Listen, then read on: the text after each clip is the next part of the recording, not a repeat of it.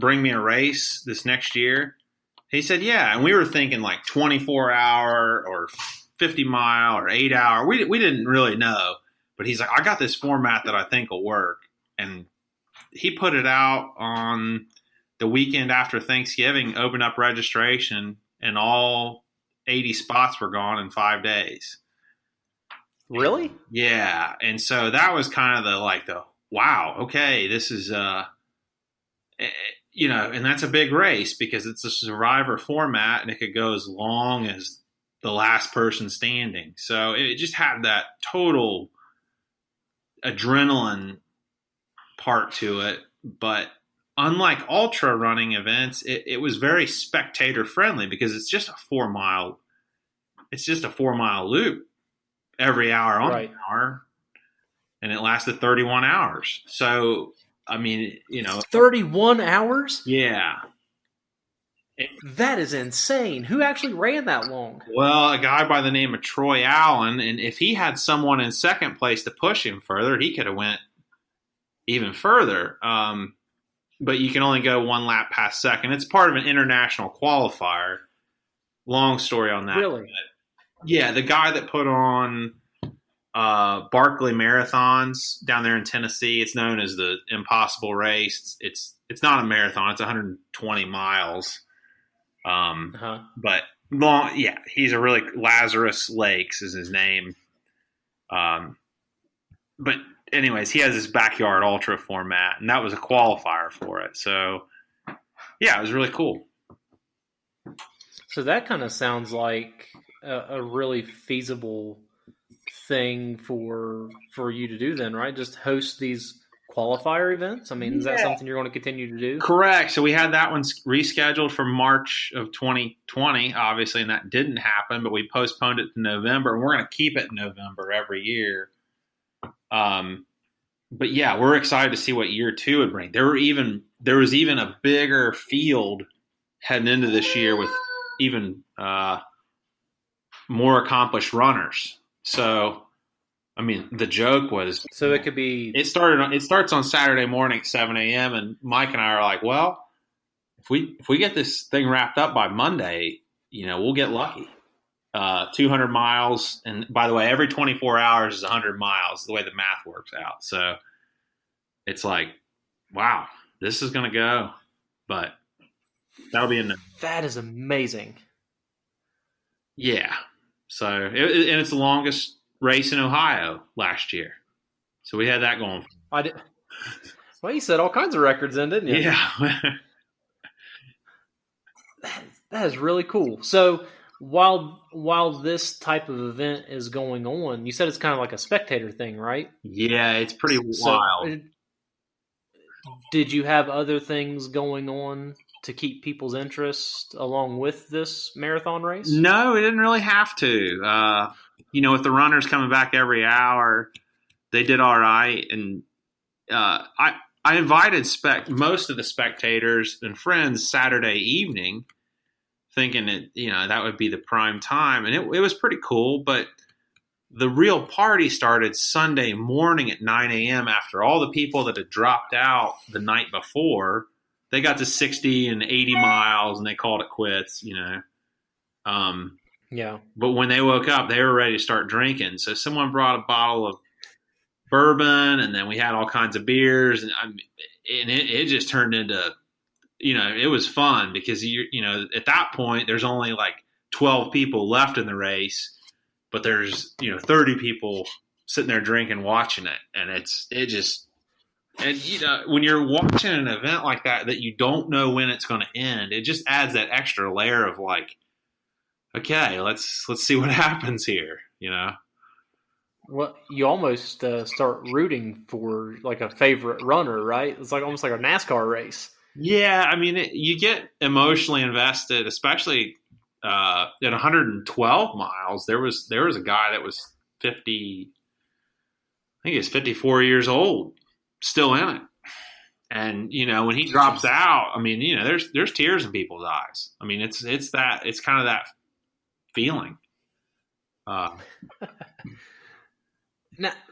I want to touch on something. We talked about this a few weeks ago. You mentioned, once people dropped out, they rested, they got back up, and they started drinking again. You talked about the pros of having a private athletic venue where people can drink like that versus doing the same type of event on state property. Correct. It's a huge bonus, being on private land. And I mean, and we've got our ducks in a row on something like that. Like the liability is on the event producer. Everyone signs to it, so it's not like we're skirting the laws or anything. But yeah, my buddy Michael Owen, that he's a almost pretty much a full-time race director for Southeast Ohio Trail Runners. He was the race director for this one. And by the way, he says this is his favorite one by far. But he talks about the difficulty of working with state agencies and the permitting process and the rules, the regulations. Whereas when you book at McChesney Ridge, I'm there helping set up, they're helping take down, clean up. It's like there's a sense of hospitality for the venue, from the venue. You're not just renting the land. So, no, I can see how that would draw a lot of people in, and even just if you turn it into a spectator sport, there'd be people in that area that probably just want to come and hang out with their buddies and drink a little bit and just watch something like that. I could see that as a real thing. Yeah, there's 52 weekends in every year, and I mean we should, as time goes on, we're set up to have 2 ultra runs, one like that. We'll always have that one. We'll probably try to come up with another like 24-hour one. And then we can do an 8-hour mountain bike race. We could do a cyclocross race, which cyclocross is really awesome. A few more of those motorcycle rides. We book a few weddings. Next thing we know, that number 52, once we get to about 26 or 30, we'll be pretty booked. That's almost every other weekend.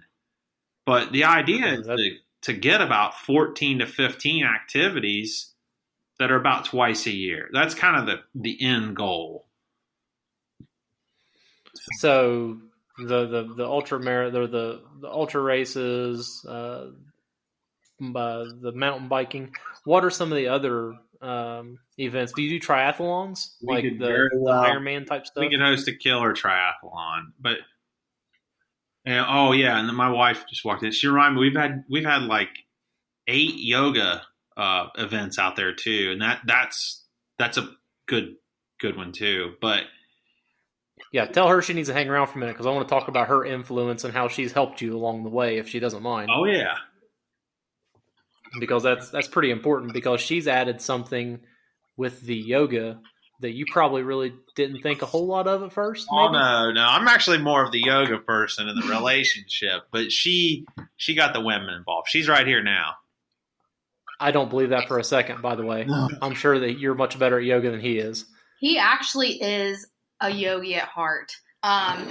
He'll come home from work and take his work clothes off, change into shorts, and just go out on the back deck and do some yoga.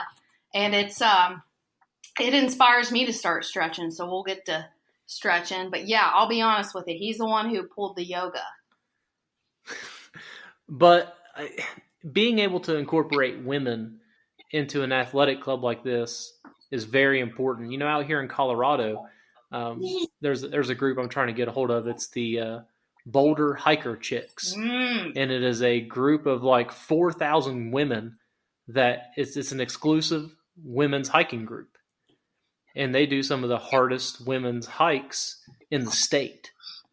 And I think that's cool that you can get, an oftentimes overlooked population to do stuff like this. Sorry. That's all right. Stepped in the room. Yeah, it's awesome. And I love seeing women get out and about. And I actually had some, for about a year, every other Tuesday, I was doing Tabata Tuesday out there on our stage. And I had a lot of women come out and just tell me like, hey, I've never worked like outside, I've never done a workout outside.